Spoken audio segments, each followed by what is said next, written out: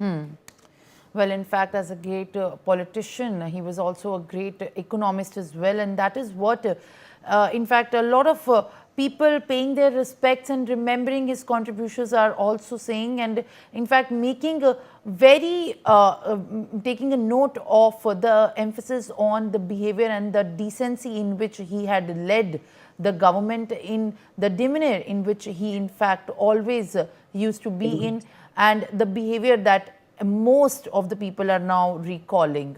Now joining me live is also Joyeeta Basu, the Sunday Guardian editor at this point of time. Very good morning. How are in fact your early memories of the government that was headed by late former Prime Minister Manmohan Singh? And Dr. Singh is also remarkably noted for the kind of behavior that he always used to uphold, even in the time of distress or during global recession. Ms. Basu. Well, you see, I mean, since he's dead, we can only speak good of him. But the fact of the matter is that, you see, when we give complete credit to Manmohan Singh about the liberalization, perhaps it is not fair to another Prime Minister, another late Prime Minister, who is actually perhaps the architect of the liberalization. I'm talking about Narasimha Rao. Okay, and it was Narasimha Rao was the, I would say, epitome of that, when we are talking about politician, the actual courage. Manmohan Singh did it, but Manmohan Singh could not have done it without Narasimha Rao. And I think that is one Prime Minister who has not been given his due at all. So yes, we have to put it in context. But yes, what Manmohan Singh did was very, opened up the liberalization and everything for India. And yes, he did chart India through some very tough economic times. But when the nuclear deal was definitely a feather on his cap. Having said that, where is the nuclear deal now? What has happened after that? The Congress did not pursue it. This government has not pursued it. So the nuclear deal is as good as dead. Okay. So what is the point when we are going to discuss someone's legacy?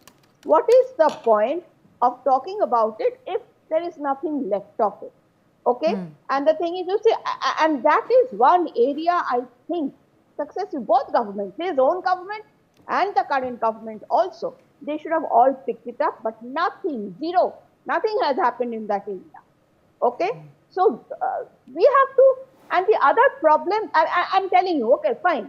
He was a great politician, no doubt about it.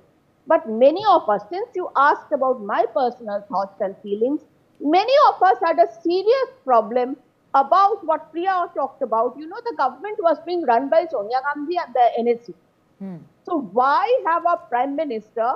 So the constant charge against him was that he was a mukhota, that he was a puppet, he was a mask.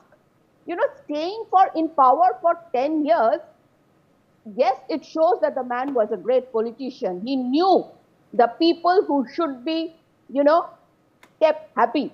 But was it good for the country? When we are looking back at the decade, why is it that the 2004 to 2014 is known as the lost decade? Why is it that almost nothing happened in those decades? Why is it that India's economy went almost nowhere?